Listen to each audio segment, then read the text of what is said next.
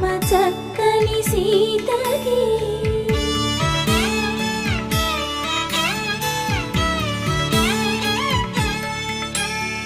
పుడతవి పునరేలు విడిచిన పుడమియల్లుడు రాముడే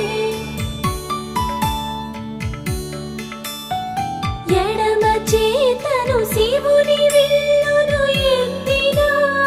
రాముడే ఎత్తగలడా సీత జడను తాళి కట్ట